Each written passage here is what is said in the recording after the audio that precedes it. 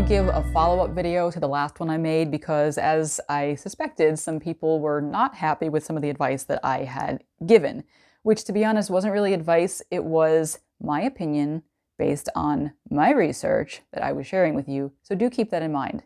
I'm not a professional bonder or anything, but there are lots of people outside of making money to bond that have something worth listening to. So before I actually talk about all the things that got people annoyed, I wanted to mention a couple things that I did not mention in the last video. The first is that there's a rumor going around, so I understand, that if your rabbits do not fight in 48 hours, they are bonded and they can be let by themselves in their area. That is just not true. And if it does work, it'll only last for a short amount of time because you have not trained them on how to respond when one of the bunnies claims something and the other has not.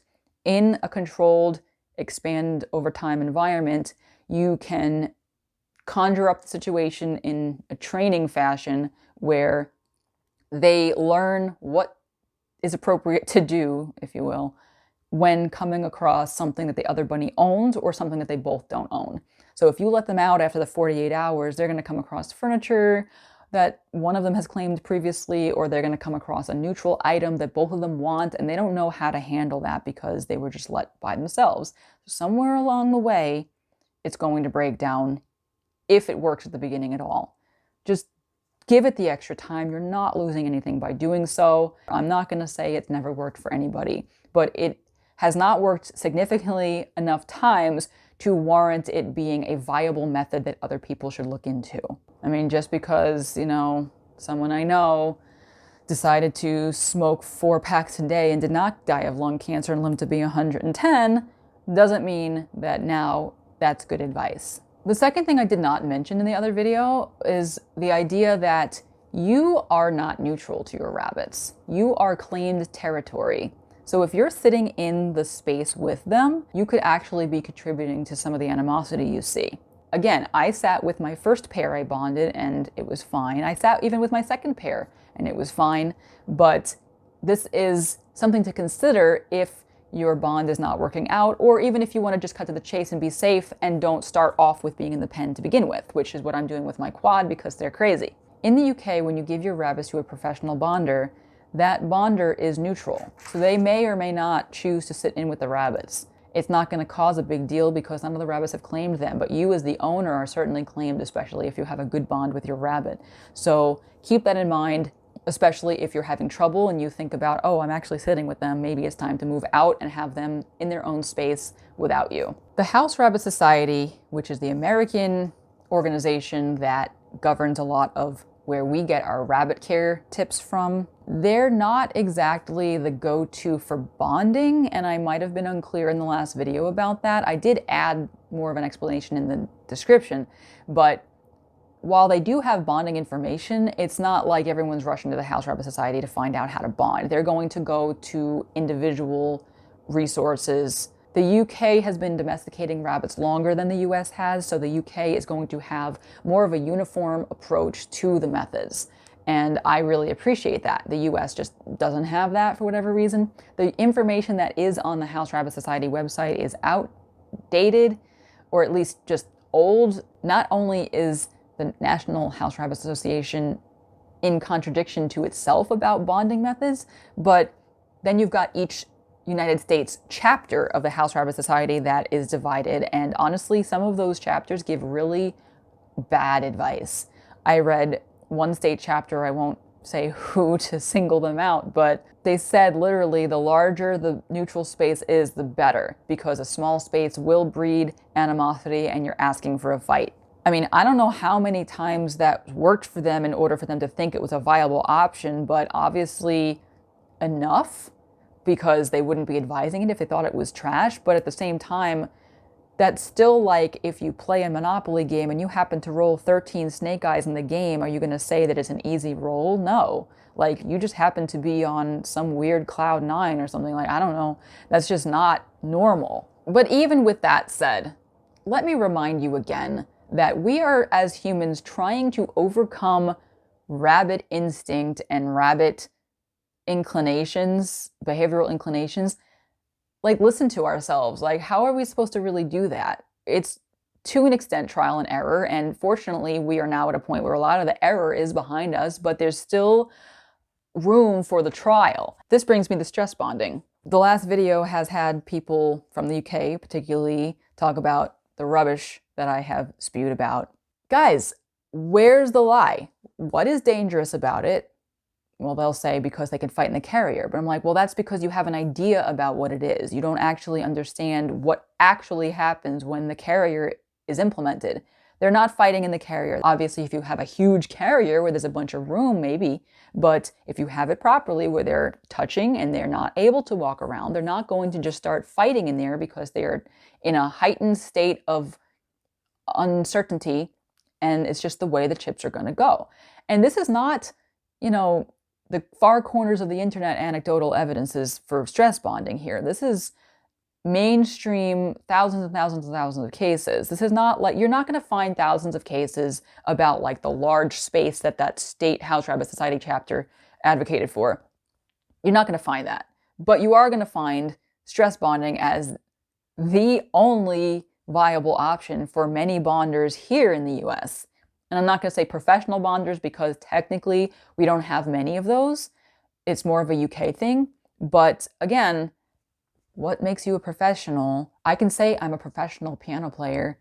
It literally just means somebody gave me money. I studied my stuff and I did it. If I played for myself, I would still have the same exact education if I didn't actually play for anybody else. So please keep that in mind. I'm not belittling professionals. I'm saying that you have to keep into perspective what we're talking about, because the knowledge someone has doesn't change whether or not they're getting paid for it. And not for anything. If you're bringing your rabbits to the bonder, you're riding in a car with them. They may not be in the same carrier, fine, but you've still preset their minds to kind of flip out while they're in the car and huddle with themselves if they are by themselves to go to the bonder. So you're still using the car ride. You are still actually setting the stage of their brains, like I mentioned in the last video, onto the bonding process that's about to happen. So you've helped the bonder out in a manner that they might not have wanted you to, and just not even getting it. I'm surprised I got more flack for the stress bonding aspect rather than I got flack for the fact that I gave an allowance, a very small allowance, for unfixed rabbits to bond for life. Like, I toyed with whether or not I should even include that because it's such a weird and not wise thing to even mention, because then people who are trigger happy about being hipster about it are going to go and try to bond unfixed rabbits. But I had to say it because I've seen enough, I mean, it's still far corners of the internet, but it's enough that you may stumble upon it, and people are very adamant about, yes, fixed rabbits are not necessary, you can keep them unfixed and it's fine. There was one girl that I got into it with on the internet because she was so adamant about all her rabbits. She never fixed any of her rabbits, and she also claimed they were perfectly litter trained. So I'm like, it wasn't one random rabbit you had, it was a lot, and you've been owning rabbits for years. I can't, in good conscience, discredit your experience. I'm not going to say it's wise. I mean, your kid is lucky not getting diabetes if you give him cotton candy every meal. But like, do you see what I'm saying here? There's a lot of stuff online that contradicts, but you have to be able to weed through what is reputable, what is not, what is an off the beaten track idea versus not. And I'm just here to try to help you weed through a lot of this nonsense. Honestly, including some of the things the House Rabbit Society chapters had to say, which is kind of embarrassing for the US. But let's go to the Dutch Rabbit Association, or whatever they call their association about rabbits, I forget, who have 24/7 bonding as the only option. No dating, no daytime, no nothing else can work. You can only do 24/7. Now, you already know I'm partial to 24/7. I think it's the best option that you have, but I don't think it's the only option because enough has worked otherwise. They're talking about expanding every time you're able to expand by like a meter or something thereabouts, like a 3-4 foot expansion every time. That's huge. I would never say that, but an entire freaking country decided that was the best course of action. I'm still going to sit here and say I disagree, but I'm not going to say that it categorically doesn't work, because they're not going to say it works if it doesn't, if enough cases came their way where that was a viable idea. I haven't researched the Dutch way. I've just heard that that was the thing from some Dutch people, but like, there's that. I would love for there to be a cookie cutter solution because I'm just like that. I like the order. I like to be able to put an input in, get an output out, and it's the same every time. It's dependable. But you're not going to get that in this field. You're just not going to. You've got the variable of the rabbit's personality, and you've got the variable of different experiences in different countries that they just happen to see over and over and over and over, and they've come up with a rabbit psyche philosophy about it. We still don't know what's going on half the time. I'm looking at my rabbits right now. I asked in my groups and said, hey, this is happening, and they were all like, yeah, it's going the way we expect. Day 8, we have a monkey wrench thrown in where the 2 rabbits that didn't even have a tiff from the beginning decided to go at it. What went wrong? Everybody's stumped in all my groups. Nobody knows why. What do we know? What do we really know? We're trying to domesticate and control and overcome animals. How dogmatic do you really want to be about that? As long as you're not going to allow them to fight. There was a video where somebody had their rabbits all in an enclosure, and I recently had gone back to it because I was wondering how long they were at their first stage enclosure for, because I forgot when they expanded. And since it worked, I mean, they've been bonded ever since. She has her own channel. And I'm watching this video. I'm like, she expanded to an X-pen size after 24 hours. I mean, that sounds like Dutch for you. That sounds like the chapter of the House Rabbit Society for you. But she was from the UK, so I thought it was very surprising that she chose to do that because the UK is 10 to 20 centimeters expansion every 2 to 3 days. So she had to make it smaller again because there was fighting, which I could have told you that. But then she kept expanding at the next stage, that size. And then she was letting the rabbits fight it out, which is so like this. If you want to talk about putting rabbits in harm's way, this is what you nip in the bud.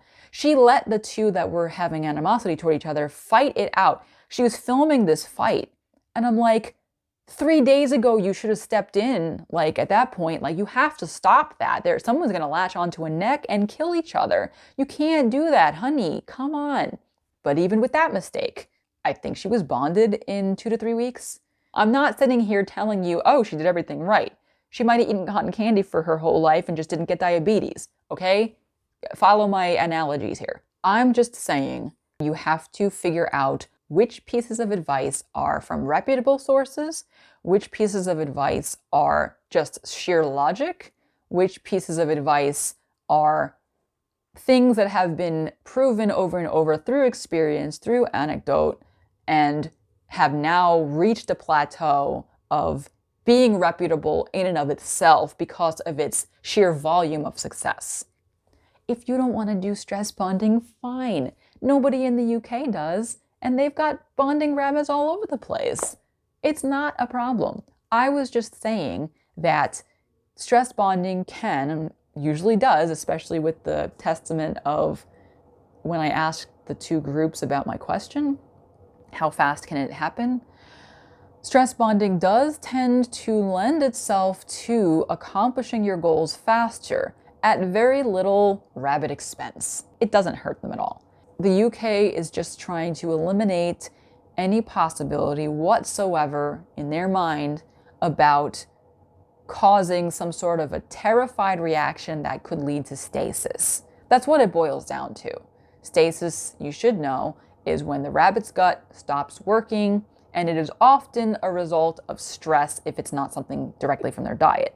So if you're going to constantly stress them out and stress them out and stress them out with whatever you're doing, moving them, whatever, then yes, you actually do risk stasis, and you actually risk it from the bonding experience anyway. Like I've seen, unfortunately, some rabbits died before the process was over because they were just so stressed out from the fear, from the animosity between the rabbits, that they just couldn't handle it. So bonding in and of itself is a stressful experience, and so the UK is trying to eliminate any shred of unnecessary stress. I get it. It's fine. But this is why I was saying that if you can do your car ride initially as your not unnecessary stress, but your necessary stress, and then stick them in the place they plan to live long term, that's the last time you move them. And so you are not now adding all of the additional stress of moving from bathroom to enclosure or moving around the house. Like you've done the initial stress that is necessary if you're choosing this option, and then that's the end of it. Because to me, unnecessary stress would entail date bonding alone. Whereas the UK is saying, no, the date bonding is not as stressful as the car ride. I mean, who's right? Who's right at that point? It's literally just the way that you're viewing rabbits at that point. Like, you can't say to me that it's more or less stressful to do date bonding versus a car ride before 24/7, or like, honestly, I talked about not caring for switching enclosures of the rabbits, and the UK doesn't like that either, but people do that in the US, and then maybe you want to eliminate the stress coming from another place, because stasis is a problem. It can happen. It is a variable there that I did not mention in the other video. So that's the UK's motivation for not going for stress bonding. In the UK's defense, I'm also not saying to just go ahead and use stress bonding every minute of the day. Like, I'm not going to say to have the bathtub, for example, as your first spot to bond. Like, if you're doing 24/7, for example, and you want to keep them in the bathtub for 3 days, like, no. And that's not even good for their joints. So it's just the initial reset. I said that before. So chillax. I am sharing with you all the information that I have gathered that could be of benefit to you, so that you don't have to go scouring around the internet and wondering why all these random methods exist.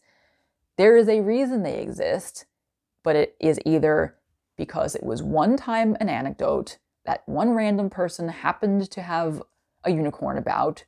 You have to be able to distinguish that from the tried and true methods of hundreds and thousands of rabbits and bonders, from the philosophies that different countries have about rabbit psyche because of their own observations, and on and on. There are different reasons for those methods existing. At the end of the day, it's up to you to figure out which philosophies you're buying, which structures you think is best. And then, of course, you've got the variable of your own rabbit.